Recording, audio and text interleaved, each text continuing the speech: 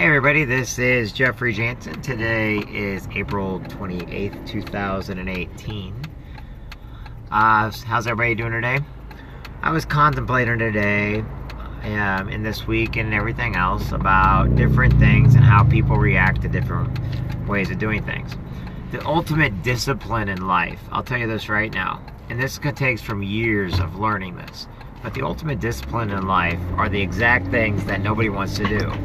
The exact things you don't want to do are basically, if somebody says something you don't like, don't talk back. If somebody says something that you don't agree with, you don't have to argue every little thing.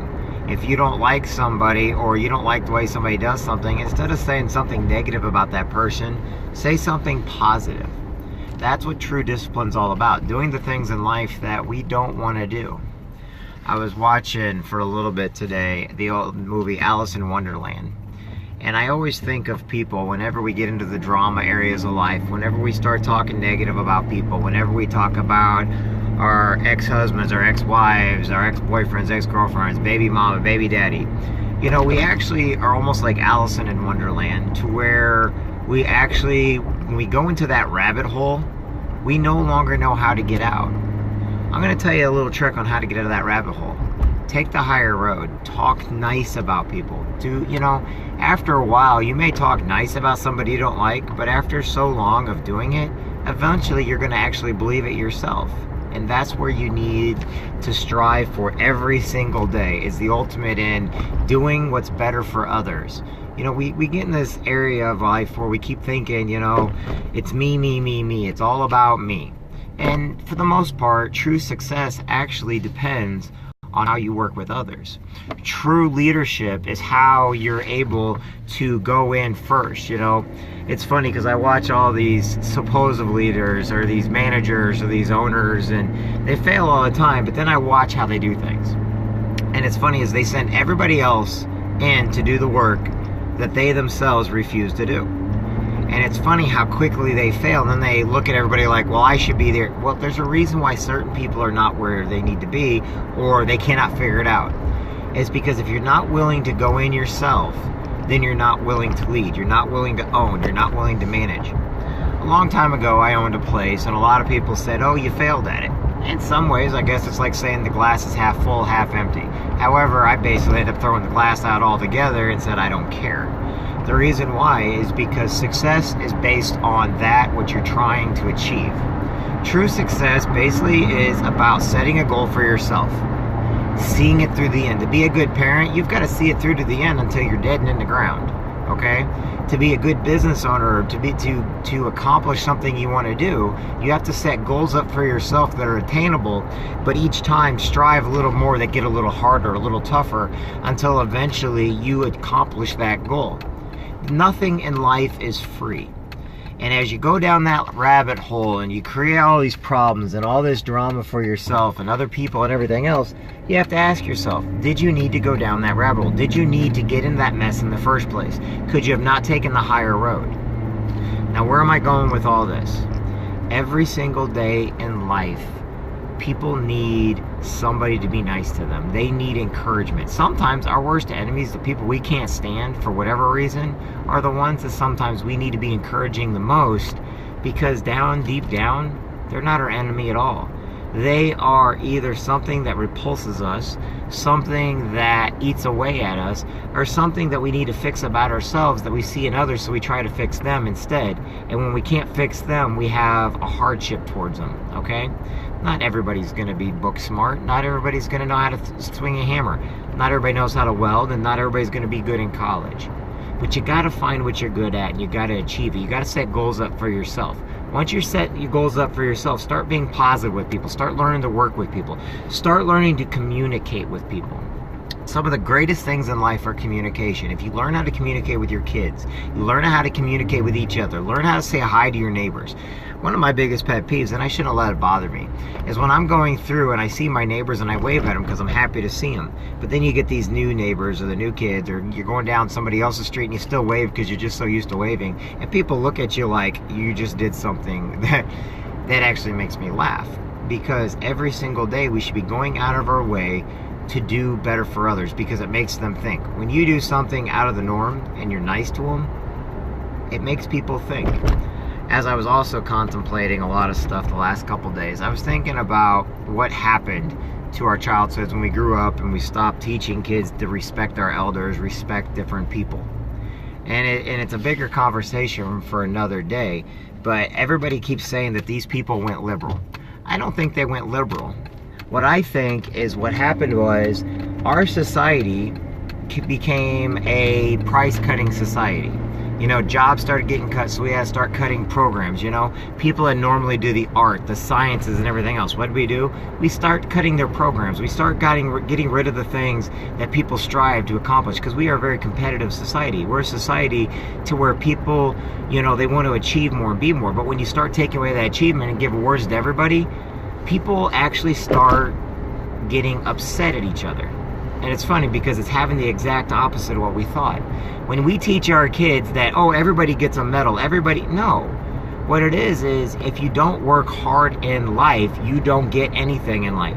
And so when they get older and everything else, and then all of a sudden they just expect after they get out of college they're going to get a job, and they don't get that job because they don't have work experience, what happens?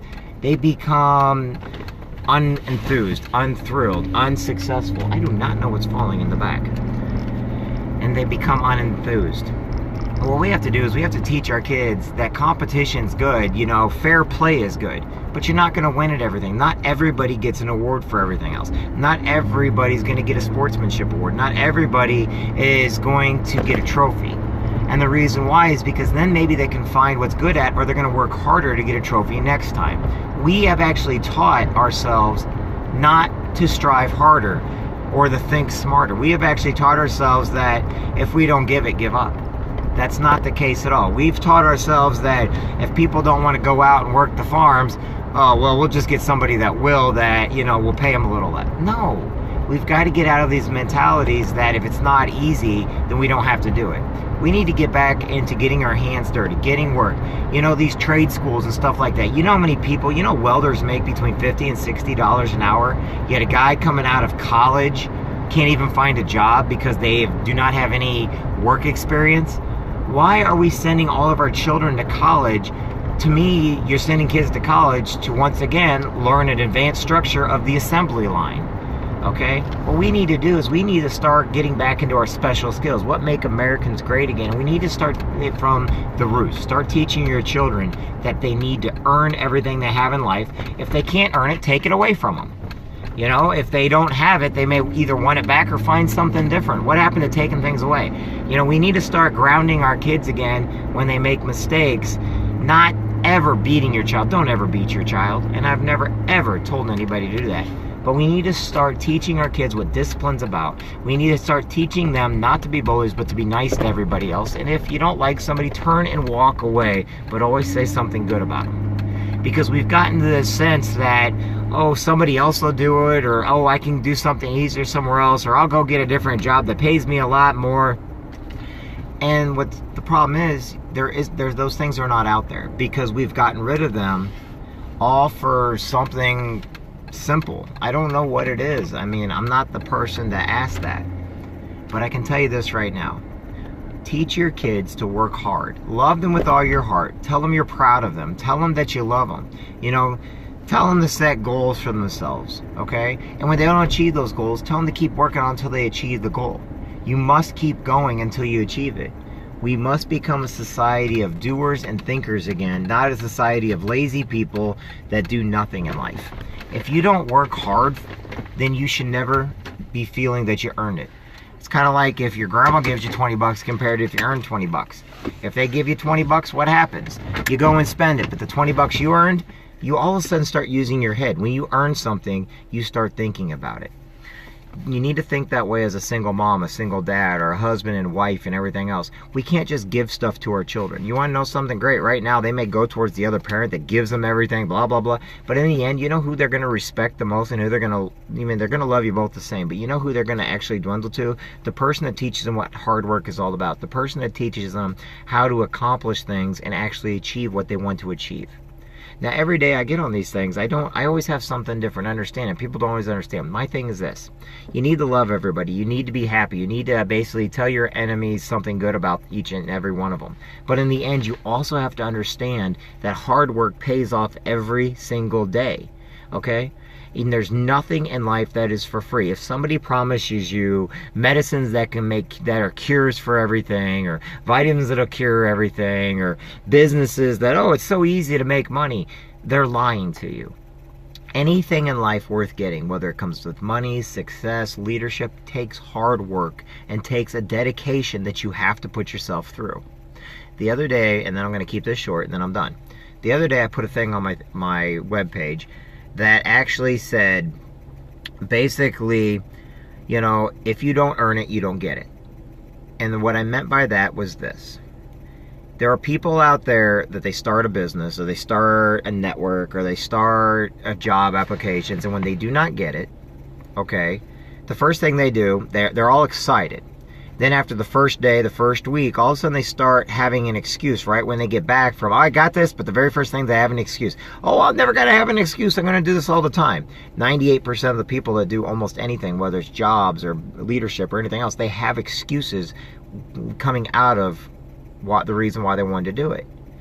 Well, the thing about it is, all these people, then they turn around, they blame everybody but themselves.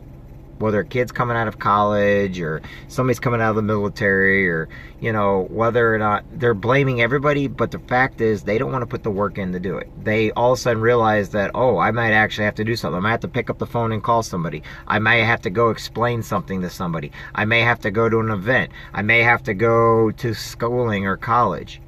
And then all of a sudden it becomes the person that brought them in. The person that would refuse to give up on them is the person they start to blame. And you look at them like, wait a minute, wasn't that person helping you? Weren't you just bragging about how great that person is? I've got leaders in my business. Now, I'm not doing business on here right now. I'm just going to give you an example. I got a guy by the name of Brian Carruthers. I've got another gentleman by the name of Rich Ellerman. I've got another name by Alan Rollman and Chris Hughes and Jeff Bell. Okay, these are some of the mentors and the leaders in our business. But every day they're out there and they basically push and push and push, and they do not ever do anything. They themselves will not do themselves first. And then when they tell you about it, they'll keep it up with you. They'll stick with you their entire lives.